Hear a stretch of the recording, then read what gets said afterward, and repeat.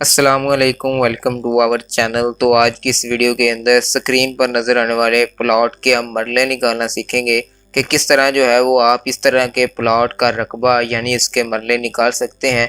तो अगर आप भी इस तरह के प्लॉट के मरले या रकबा निकालना सीखना चाहते हैं तो इस वीडियो को लास्ट तक देखिएगा ताकि आपको इसकी मुकम्मल समझ आ सके। तो इस वीडियो के अंदर हम ज़मीन की पैमाइश लेने के लिए जो मुख्तलिफ यूनिट यानी कि जो इकाइयाँ इस्तेमाल की जाती हैं उनके बारे में भी डिस्कस करेंगे। तो वीडियो को लास्ट तक देखिएगा। तो चलिए स्टार्ट करते हैं।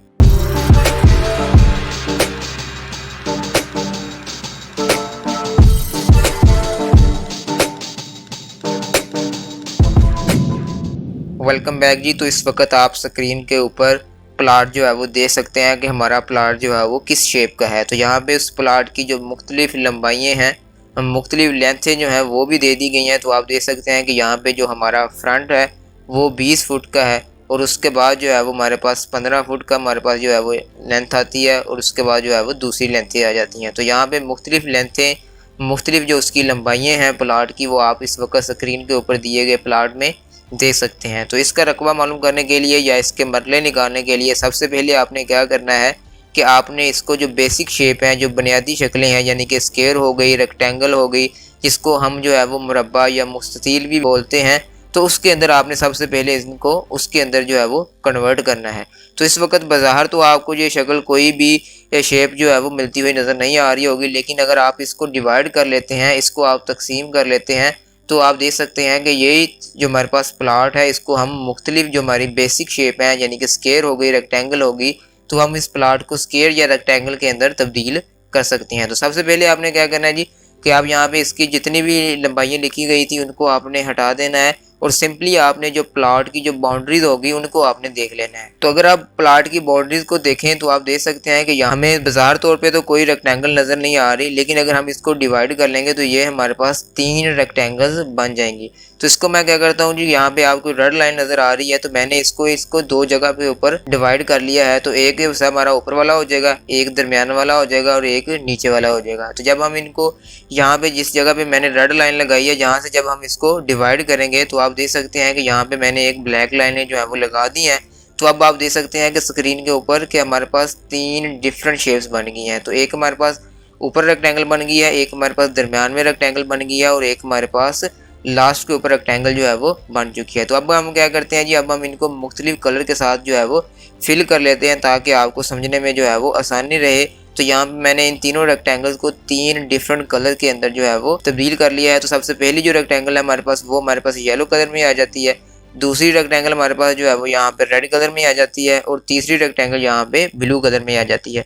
तो इस तरह आप देख सकते हैं कि यहाँ पे जो हमें प्लाट दिया गया था, जो कि स्टार्ट पे तो हमें कोई रेक्टेंगल नज़र नहीं आ रहा था, लेकिन जब हमने उसको डिवाइड किया है तो उसको हमने बेसिक 3 रेक्टेंगल्स के अंदर तकसीम कर लिया है। तो अब आप यहाँ से देख सकते हैं कि वही प्लाट अब हमारा 3 रेक्टेंगल्स के अंदर तब्दील हो गया है। तो यहाँ पे हम इनके नाम भी रख लेते हैं। तो सबसे ऊपर जो हमारे पास प्लाट के जो रेक्टेंगल बन रही है उसका हम नंबर 1 रख लेते हैं, रेड कलर वाली जो रेक्टेंगल है उसका हम नाम 2nd रख लेते हैं और जो ब्लू कलर वाली रेक्टेंगल है उसको हम 3rd रख लेते हैं। अब उसके बाद जब आपके पास 3 रेक्टेंगल मिल जाएंगी तो अब आपने क्या करना है कि आपने इन तीनों रेक्टेंगल्स का बारी बारी जो है वो एरिया यानी कि उसका रकबा निकालना है। तो रकबा निकालने के लिए आपके पास इनकी लेंथें जो हैं वो मालूम होनी चाहिए। तो वो लेंथें अब हम यहाँ पे निकाल लेते हैं। तो यहाँ पे जो हमारे पास येलो कलर में रेक्टेंगल थी उसके जो हमारे पास लंबाइयाँ बढ़ रही हैं तो वो यहाँ पे कुछ इस तरह से है कि उसकी लेंथ यानी कि उसकी लंबाई 20 फुट है और उसकी जो चौड़ाई है वो 15 फुट है।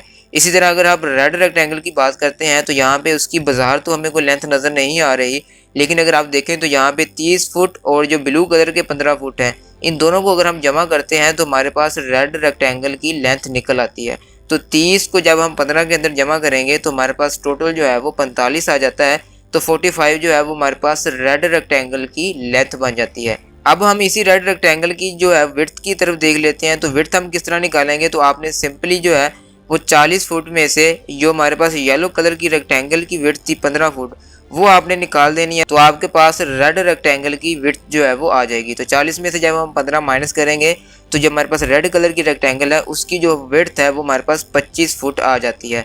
इसी तरह अगर हम ब्लू रेक्टेंगल की बात करते हैं तो ब्लू रेक्टेंगल की जो लंबाई है हमारे पास वो 15 फुट है और उसकी जो विड्थ है वो यहाँ पे 14 फीट दे दी गई है। तो इस तरह हमारे पास जो है वो हम तीनों रेक्टेंगल की हमें लंबाइयाँ और उनकी चौड़ाइयाँ जो हैं وہ بھی پتہ چل چکی ہیں۔ تو یہاں پہ ہم سب سے پہلے جو ہے وہ یلو کلر کی جو ریکٹینگل ہے اس کو ہم علیحدہ کر لیتے ہیں۔ تو یلو کلر کی ریکٹینگل کے اندر آپ دیکھ سکتے ہیں کہ اس کی جو لمبائی ہے وہ 20 فٹ ہے اور اس کی وڈتھ جو ہے وہ 15 فٹ ہے۔ تو اس کا اگر ہم ایریا نکالنا چاہیں تو اس کا ایریا کیا ہوگا کہ 20 کو ہم 15 کے ساتھ ملٹیپلائی کر دیں گے۔ تو 20 کو جب ہم 15 کے ساتھ ملٹیپلائی کریں گے تو ہمارے پاس جو ہے وہ اس کا ایریا نکل آئے گا، جو کہ ہمارے پاس 300 مربع اسکوائر فٹ بنتا ہے۔ اسی طرح جب ہم ریڈ ریکٹینگل کو علیحدہ کریں گے تو ریڈ ریکٹینگل کی جو لمبائی ہوگی وہ ہمارے پاس 45 فٹ تھی اور اس کی جو وڈتھ یہاں پہ نکلتی ہے وہ 25 فٹ نکلتی ہے۔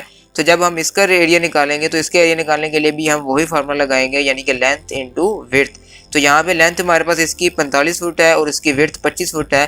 تو 45 کو جب ہم 25 فٹ کے ساتھ ضرب دیں گے تو یہاں پہ جو ہمارے پاس اس کا آنسر آئے گا وہ کچھ 1125 اسکوائر فٹ آ جائے گا۔ تو اس طرح جو ہمارے پاس ریڈ ریکٹینگل تھی اس کا ایریا جو ہے وہ اس کا رقبہ ہمارے پاس 1125 اسکوائر میٹر نکل آتا ہے۔ اسی طرح اگر ہم تیسری ریکٹینگل یعنی بلو ریکٹینگل کی بات کر لیتے ہیں، بلو ریکٹینگل کا ایریا نکالنے کے لیے ہم اس کی لمبائی اور اس کی چوڑائی کو آپس میں ملٹیپلائی کریں گے۔ تو اس کی لمبائی ہمارے پاس 15 فٹ ہے اور اس کی چوڑائی ہمارے پاس 14 فٹ ہے۔ تو 15 کو جب ہم 14 کے ساتھ ملٹیپلائی کریں گے تو یہاں پر اس کا جو رقبہ نکلتا ہے وہ ہمارے پاس 210 اسکوائر مربع فٹ نکل آتا ہے۔ تو اس طرح جو ہے وہ ہم تینوں ریکٹینگل کے ایریا کو جو ہے وہ دوبارہ اسی کے ساتھ جو ہے وہ لکھ دیتے ہیں۔ تو یہاں پہ آپ دیکھ سکتے ہیں کہ ریڈ ریکٹینگل کا ایریا جو ہے وہ 1125 تھا، وہ ہم نے اس ریکٹینگل کے اندر لکھ دیا ہے۔ جو ہمارے پاس یلو کلر کی ریکٹینگل تھی اس کا ایریا ہمارے پاس 300 نکلا تھا، تو وہ ہم نے اس کے ریکٹینگل کے اندر لکھ دیا ہے۔ اور جو بلو کلر کا ایریا نکلا ہے وہ 210 نکلا تھا، تو وہ ہم نے بلو ریکٹینگل میں لکھ دیا ہے۔ تو اب ہم نے کیا کرنا ہے کہ اب ہمارے پاس کیونکہ ہمارے پاس ہم نے جو پلاٹ کو 3 ریکٹینگل میں ڈیوائڈ کیا تھا، تو 3 ریکٹینگل میں ڈیوائڈ کرنے کا مقصد ہی یہ تھا کہ ہم یہاں سے تینوں کا جو ہے وہ باری باری جو ہے وہ ایریا نکال سکیں۔ تو اب کیونکہ ہم نے ایریا نکال لیا ہے تو اب ہم ان کو دوبارہ پلاٹ کی شکل میں کنورٹ کر لیتے ہیں۔ تو یہاں پہ جو اس کا ٹوٹل ایریا نکلتا ہے اگر ہم ان تینوں کو جمع کرتے ہیں، یعنی کہ 300 کو جمع 1125 جمع 210 کرتے ہیں تو ہمارے پاس جو اس کا آنسر نکلتا ہے وہ 1635 نکل آتا ہے۔ تو یہاں پہ جو ہمارے پاس پلاٹ گیون تھا اس کا جو ٹوٹل رقبہ نکلتا ہے وہ بنیادی طور پر 1635 مربع فٹ اسکوائر نکلتا ہے۔ تو اس لیے یہاں پہ جو ہمارے پاس ایریا ہوگا وہ ہمارے پاس 1635 مربع فٹ ہوگا۔ تو اب ہمیں اس کو مرلوں کے اندر تبدیل کرنا ہے۔ تو مرلوں میں تبدیل کرنے کے لیے آپ کو پتہ ہے جی کہ ہمارے پاس ایک مرلہ جو ہے وہ 272.25 کے ایکول ہوتا ہے۔ تو یہاں پہ کیونکہ ہمارے پاس جو رقبہ دیا گیا ہے، جو ہم نے رقبہ نکالا ہے ہمارے پلاٹ کا، وہ 1635 مربع فٹ ہے، تو اس کو مرلوں میں تبدیل کرنے کے لیے ہم اس کو 272.25 اسکوائر فٹ کے ساتھ ڈیوائڈ کریں گے۔ تو جب آپ 1635 کو 272.25 پہ تقسیم کریں گے تو آپ کے پاس جو آنسر آئے گا وہ 6.00 کچھ آ جائے گا۔ تو اس کا مطلب یہ بنتا ہے کہ یہاں پہ اس پلاٹ کے جو مرلے ہیں وہ 6 بنتے ہیں۔ تو اس طرح جو ہے آپ دیکھ سکتے ہیں کہ ہم نے کس طرح جو ہے وہ ایک پلاٹ کے مرلے جو ہیں وہ نکال لیے ہیں۔ تو یہاں پہ جو پلاٹ دیا گیا تھا اس کے جو مرلے نکلتے ہیں وہ 6 مرلے نکلتے ہیں۔ تو اس طرح آپ کسی بھی پلاٹ کے مرلے جو ہے وہ نکال سکتے ہیں۔ بس نکالنے کا طریقہ کار کیا ہے کہ آپ نے ان کو سمپل شیپ میں کنورٹ کرنا ہے۔ جو بنیادی شکلیں ہیں ان کے ایریا نکالنے کی ہمیں فارمولے آتے ہوں گے، تو ان فارمولوں کو یوز کرتے ہوئے آپ نے ان سبھی شیپس کا ایریا نکالنا ہے اور بعد میں ان کو جمع کر لینا ہے۔ تو ہمارے پاس پورے پلاٹ کا ایریا نکل آتا ہے۔ تو جب پورے پلاٹ کا ایریا نکل آئے گا تو اس کو آپ نے 272.25 پہ تقسیم کرنا ہے، تو ہمارے مرلے جو ہے وہ نکل آ جائیں گے۔ تو میں امید کرتا ہوں جی کہ آپ کو جو ہے وہ یہ مرلے نکالنے والی ویڈیو جو ہے وہ اچھی لگی ہوگی اور آپ کو اس کی مکمل سمجھ آ چکی ہوگی۔ تو اگر آپ اس طرح کی مزید ویڈیو دیکھنا چاہتے ہیں تو ہماری ویڈیو کو شیئر اور لائک ضرور کیجیے، اور اس ویڈیو کو اپنے دوستوں کے ساتھ اور اپنے کولیگ کے ساتھ بھی شیئر کریں تاکہ وہ بھی زمین کی پیمائش جو ہے وہ کرنا سیکھ سکیں۔ تو انشاءاللہ ملتے ہیں جی پھر نیکسٹ ویڈیو کے اندر۔ تو لاسٹ میں آپ سے ایک ہی ریکویسٹ ہے کہ آپ نے ہمارے چینل کو سبسکرائب کر دینا ہے اور ہماری اس ویڈیو کو لائک اور شیئر بھی کر دینا ہے تاکہ مزید اس طرح کی ویڈیو جو ہے وہ آپ کو مل سکیں، اور ساتھ میں آپ نے بیل آئیکن جو ہے وہ بھی پریس کر دینا ہے تاکہ جب بھی کوئی نئی ویڈیو میں ڈالوں تو آپ کو اس کا نوٹیفیکیشن آ جائے۔